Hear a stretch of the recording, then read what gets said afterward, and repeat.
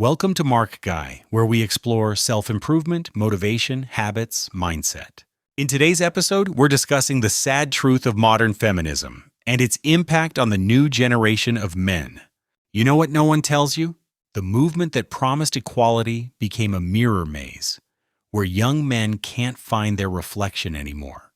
You were raised to believe respect meant stepping back, that strength meant silence, that being a good man meant apologizing for being a man at all. But here's the cold truth that cuts through the noise. Modern feminism didn't just change the rules, it burned the rule book while you were still trying to read it. Picture this.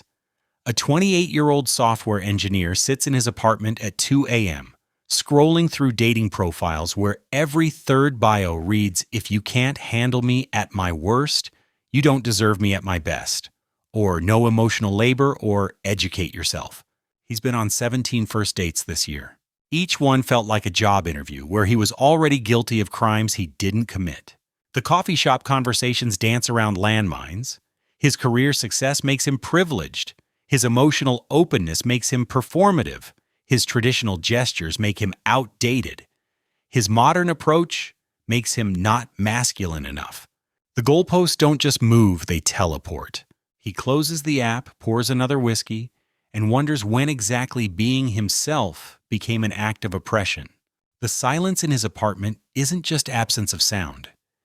It's the echo chamber of a generation of men who learned that their voice, no matter how thoughtful, comes pre-stamped with original sin. Let me paint you the psychological architecture of this collapse. What we're witnessing isn't just cultural shift, it's engineered cognitive dissonance on a generational scale. The male brain, particularly between ages 18 and 35, is wired for what psychologists call hierarchical integration, the deep need to understand your place in the social order, to know the rules, to build competence through predictable challenge-reward cycles. But modern feminism, particularly its fourth-wave social media iteration, operates on what I call perpetual destabilization theory. The rules change daily. Yesterday's ally is today's oppressor. Yesterday's respectful distance is today's emotional unavailability. Think about it. When was the last time you saw consistent messaging about what constitutes a good man in 2024? The cognitive load is crushing. Your brain is simultaneously processing. Be vulnerable, but not weak. Be strong, but not toxic. Be successful, but not intimidating. Be protective, but not patronizing. Be sexually confident, but never presumptuous. Express emotions, but not too much. Listen without mansplaining, but also lead without dominating. This isn't just confusing, it's neurologically exhausting. The prefrontal cortex, your decision-making center, literally burns more glucose trying to navigate these contradictions than it would solving complex mathematical equations. Here's where it gets darker. The privilege narrative has created what psychologists call learned helplessness in an entire generation of well-meaning men. Every natural masculine impulse gets filtered through a shame matrix. Want to pursue a woman you're interested in? That's male entitlement. Want to provide and protect? That's benevolent sexism. Want to lead in certain situations? That's patriarchal conditioning. The result? Emotional paralysis. Men are checking out not because they're weak, but because the psychological cost of engagement has become higher than the reward.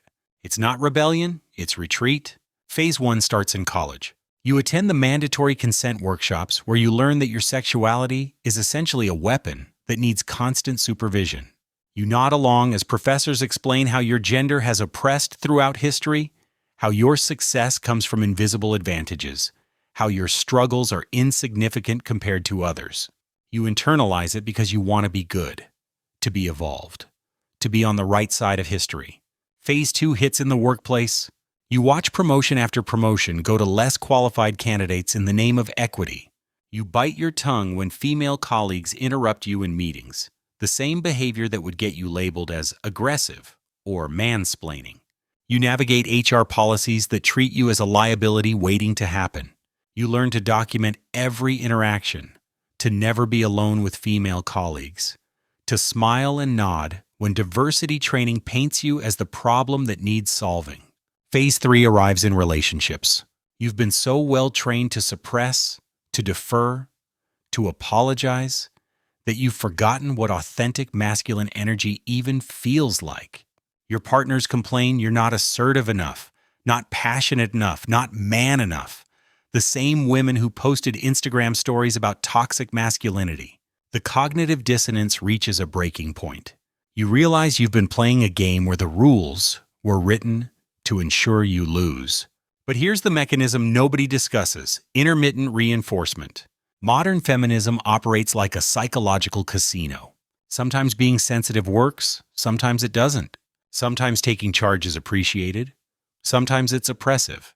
Sometimes your success is attractive, sometimes it's problematic. This unpredictability creates what behavioral psychologists call the strongest form of addiction. You keep pulling the lever, hoping this time the formula will work. Your brain, desperate for coherent social feedback, keeps searching for the pattern that doesn't exist. And that's when reality hits, 3 whiskeys deep at 3 a.m. Your phone dark, your apartment silent. You realize you haven't felt like yourself in years. You've become a performance, a carefully edited version designed to offend no one and inspire nothing. The masculine energy you were born with, that drive to build, to protect, to compete, to provide sits, rotting in your chest like fruit nobody wants to buy. You open social media and see another post about toxic masculinity, another thread about male privilege, another viral video of a woman explaining why men are trash. The comments are filled with other men prostrating, apologizing, promising to do better. But do better at what? Being less? Wanting less? Taking up less space in their own lives? Your throat tightens, your jaw clenches. Not from anger at women, but from the exhaustion of existing in a world that demands you apologize for existing. The reckoning isn't explosive, it's quiet. It's the moment you stop trying to win a game rigged against you. It's the moment you realize that modern feminism didn't want equality. It wanted submission dressed up as enlightenment. The truth is more nuanced than anyone wants to admit.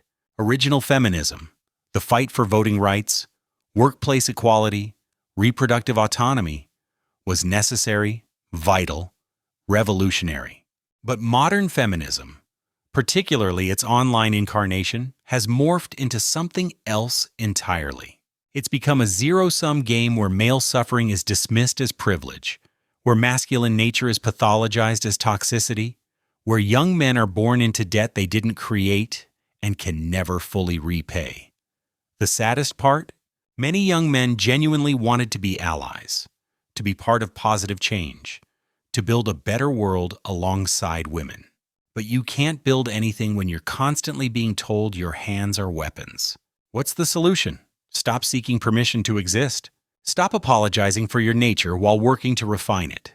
The healthy masculine doesn't need to dominate or submit, it needs to stand firm in its own truth. Respect women without worshiping them.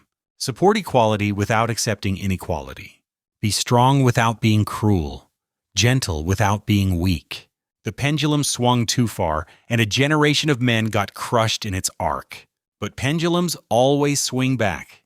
The question isn't whether masculinity will survive. It's whether this generation of men will remember what it means before it's too late. Here's what the research actually shows.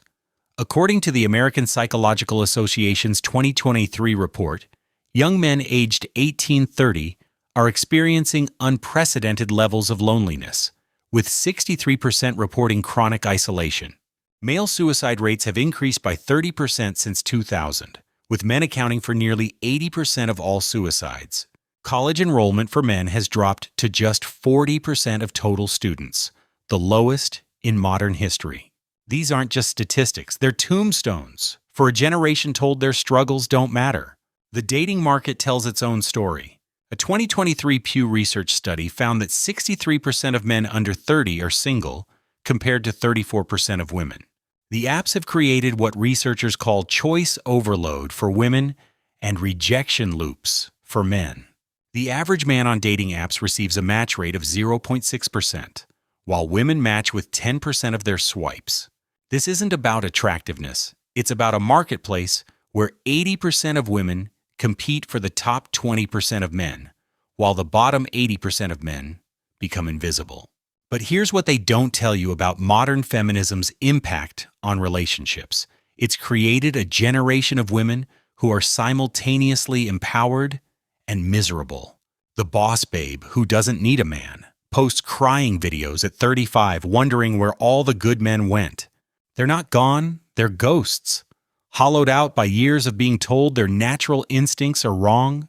The very women who championed this cultural shift are now its victims. Surrounded by men who've been so thoroughly deconstructed, they've forgotten how to be men at all. Consider the workplace paradox. Companies mandate diversity quotas, unconscious bias training, and gender equity initiatives. Yet studies show workplace satisfaction for both genders has decreased. Why? Because forced equity creates resentment, not harmony. When men know they're being passed over for gender rather than merit, they check out. When women know they might be diversity hires, imposter syndrome skyrockets. Nobody wins when the game is rigged, even those it's rigged for. The sexual marketplace has become equally dystopian. Young men are told that expressing sexual interest is predatory, but also that they're not real men if they don't make the first move. The Black Guess Me Too movement, necessary as it was for addressing real abuse, created collateral damage. Good men became terrified of being lumped with predators. The Mike Pence rule, never being alone with a woman who isn't your wife, went from mockable to practical. Men aren't avoiding women because they're misogynistic. They're avoiding lawsuits, career destruction, and reputational annihilation based on misunderstandings or retroactive consent withdrawal. Social media amplified these dynamics into weapons-grade psychological warfare. Every day, young men scroll through content that tells them they're the problem. Men are trash trends weekly. Kill all men gets laughed off as harmless venting. Reverse the genders on any of these statements and watch careers end. This double standard isn't just unfair, it's psychologically corrosive. It teaches young men that their pain is comedy, their struggles are privilege, and their existence is problematic. The education system got captured first. Boys are diagnosed with ADHD at 3 times the rate of girls, not because they're more prone to it, but because traditional masculine energy competitiveness, physical activity, risk-taking, has been pathologized in classroom settings designed for female learning styles. Boys are suspended at higher rates, given lower grades for the same work, and told their natural behaviors are disorders requiring medication. By the time they reach college, they've been systematically conditioned to see themselves as broken. What about positive male role models? They've been systematically deconstructed. Traditional masculine virtues, stoicism, strength, leadership, protection, are reframed as toxic. Meanwhile, the new masculine is so fluid it's meaningless. Young men are told to look to Harry Styles wearing dresses, or male feminists who later get exposed as predators. The authentic masculine mentors are labeled as problematic, or red pill, or misogynistic, for suggesting that men and women might actually be different in meaningful ways. The biological reality that modern feminism desperately tries to override is this: testosterone exists. Male and female brains are structurally different. Men and women have evolved complementary, not identical, psychological patterns over millions of years. Pretending otherwise isn't progressive, it's delusional. Men have 15-20 times more testosterone than women. This affects everything from risk tolerance to spatial reasoning to emotional processing. Denying this is like denying gravity because it's inconvenient. Here's the generational tragedy. Young men today are caught between traditional expectations they can't meet and modern expectations that don't make sense. Their fathers tell them to man up, while society tells them masculinity is toxic. Their biology drives them toward competition and hierarchy, while culture demands cooperation and equality. Their hearts want traditional relationships while the dating market offers chaos. They're not just confused, they're psychologically fractured. The mental health crisis among young men isn't accidental, it's architectural. When you tell someone their fundamental nature is wrong, when you provide no clear path to valued identity, When you punish both traditional and progressive expressions of masculinity, you create learned helplessness. The rising rates of porn addiction, video game escapism, and social withdrawal among young men aren't moral failures. They're predictable responses to impossible circumstances. But here's the phase nobody talks about, phase 4, the quiet exodus. Men aren't fighting back against modern feminism. They're not organizing counter-movements. They're simply leaving dating, leaving universities, leaving corporate careers, leaving society's expectations altogether.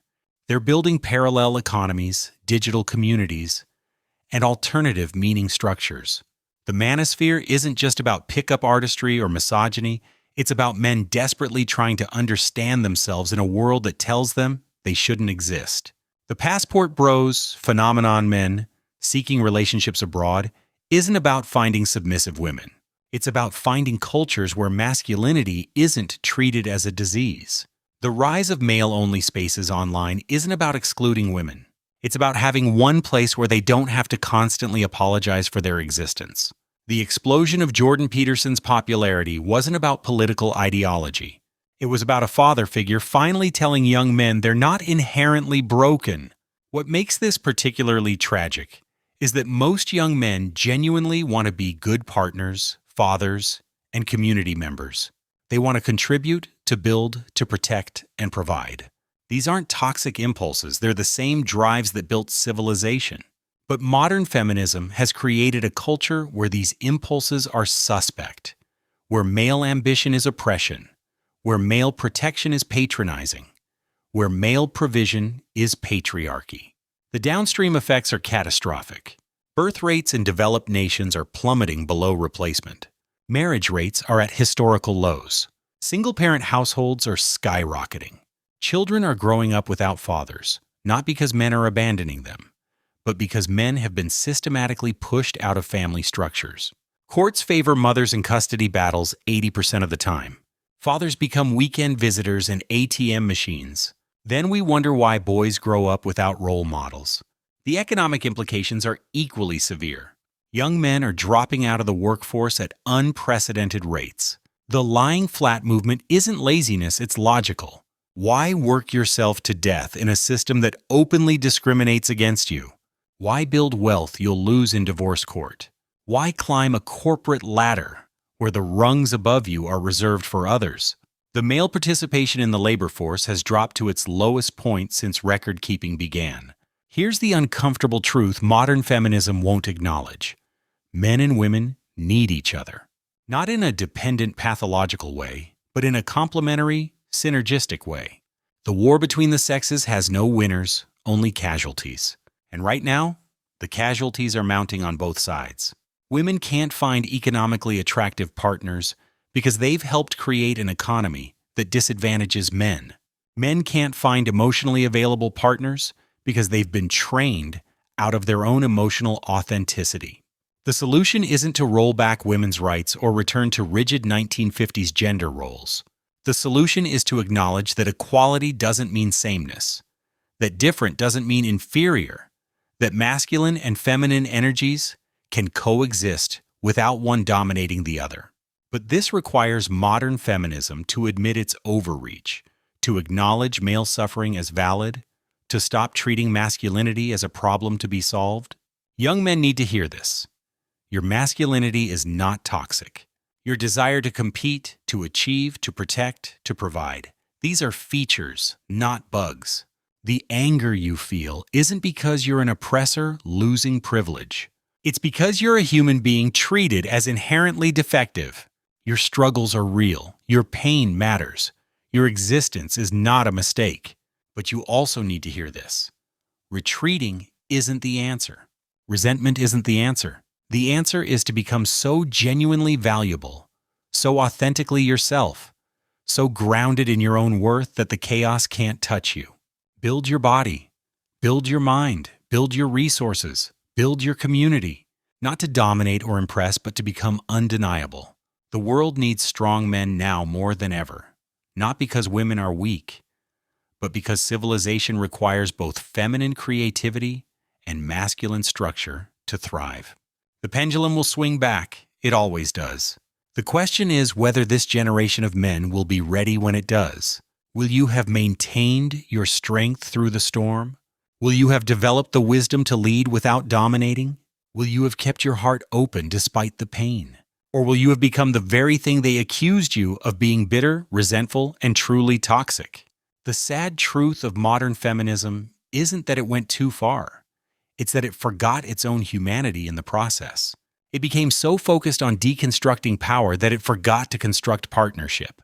It became so obsessed with historical injustice that it created present injustice.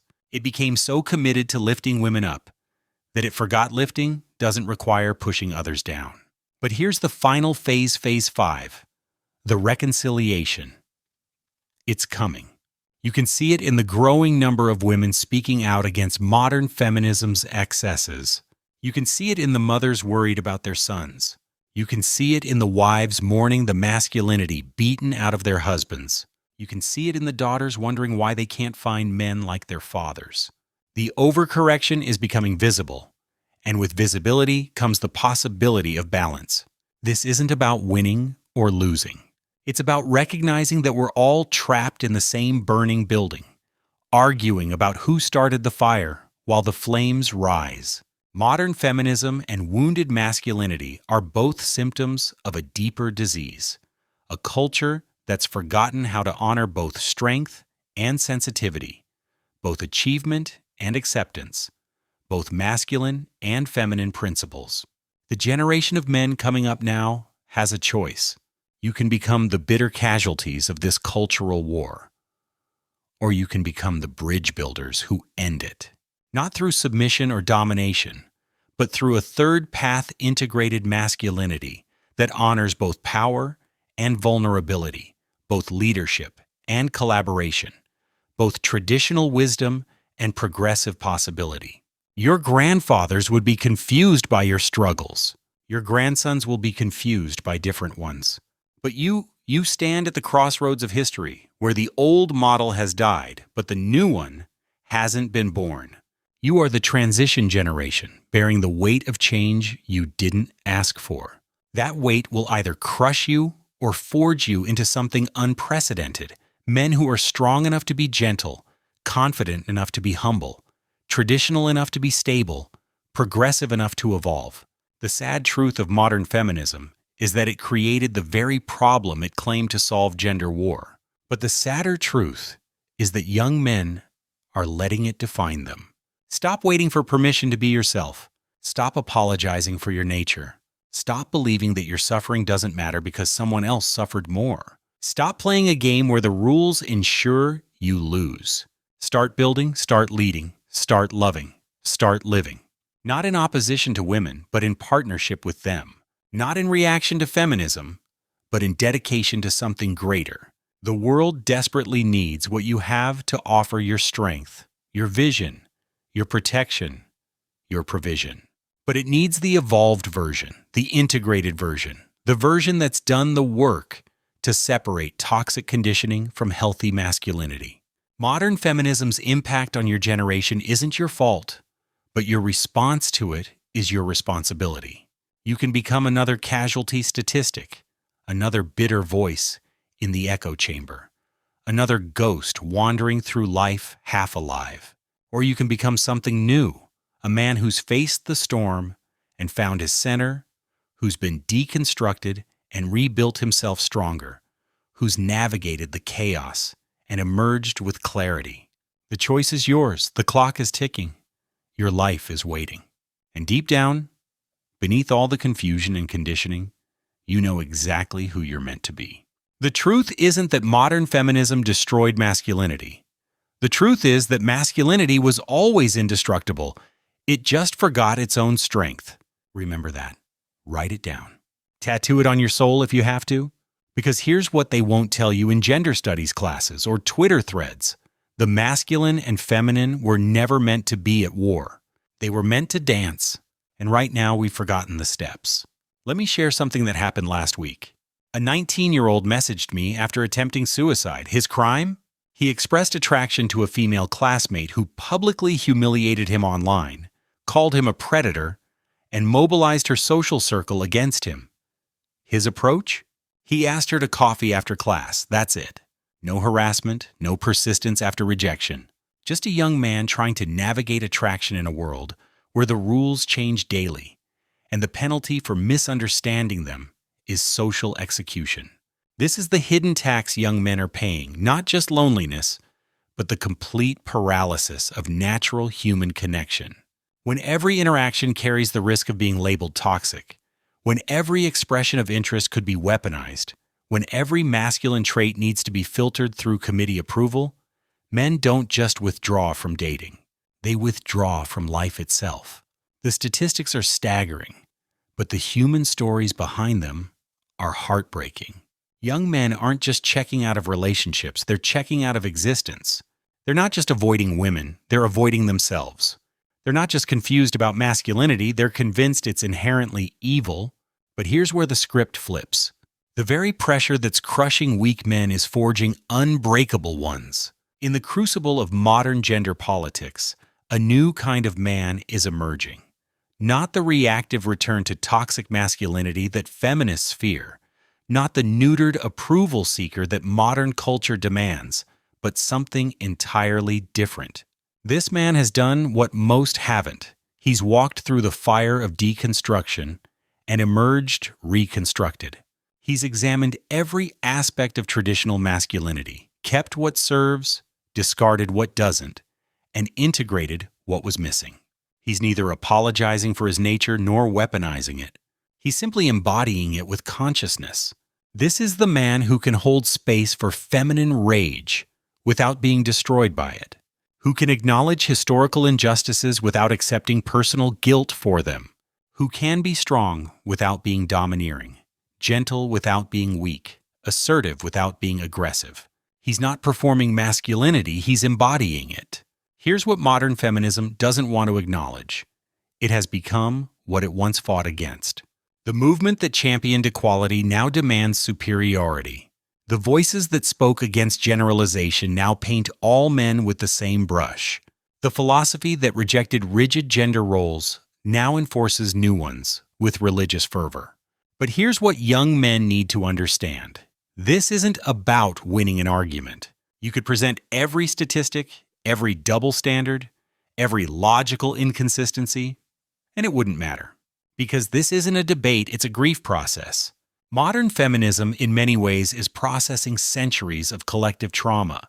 The anger isn't really about you. You're just the closest target. Understanding this doesn't mean accepting abuse. It means recognizing that engaging in gender war makes you a casualty, not a victor. Every moment you spend fighting feminism is a moment not spent building your life. Every ounce of energy devoted to proving your worth to those who've already decided you're worthless is energy stolen from those who see your value. The real revolution isn't men versus women. It's men supporting men. It's older men mentoring younger ones without judgment. It's creating spaces where masculine energy can exist without apology. It's building parallel systems where merit matters more than ideology. This is already happening, but mainstream media won't cover it. Men's groups are forming not the bitter, woman-hating kinds, but communities of growth, accountability, and mutual support. Young men are finding fathers in strangers, brothers in fellow travelers, and meaning in shared struggle. These spaces aren't about complaining about feminism. They're about transcending it. They're about becoming so focused on your purpose, so committed to your growth, so engaged in your mission, that the gender war becomes background noise. They're about remembering that your validation comes from achievement, not approval. The sexual marketplace hasn't just changed, it's completely inverted. But while most young men are lamenting this reality, the smart ones are adapting. They're recognizing that the old scripts are dead, but new opportunities have emerged.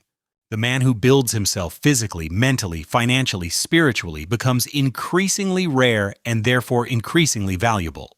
While others are paralyzed by fear of rejection or cancellation, he's too busy creating value to notice. While others are begging for female validation, he's validating himself through achievement. This isn't about becoming a player or manipulating women. It's about becoming a man worth choosing. It's about raising your value so high that you transcend the usual marketplace dynamics. It's about becoming the kind of man that even the most ardent feminist can't help but respect, even if she won't admit it publicly. Here's what 2 decades of watching this unfold has taught me. Modern feminism isn't destroying men. It's revealing them. It's exposing who was always weak and who has the potential for strength. It's separating those who need external validation from those who generate it internally. It's distinguishing between males who happen to be born with certain anatomy and men who've earned the title through trial. The sad truth isn't that feminism has impacted your generation. It's that your generation has the opportunity to transcend a centuries-old conflict, and most are choosing to remain victims instead. You could be the generation that finally breaks the cycle, that stops the pendulum swing of gender revenge, that creates something new. But that requires doing what most won't, taking absolute responsibility for your life regardless of circumstances. So here's your prescription, delivered without sugarcoating. Stop consuming gender war content. Stop debating feminists online. Stop seeking validation from people who profit from your insecurity.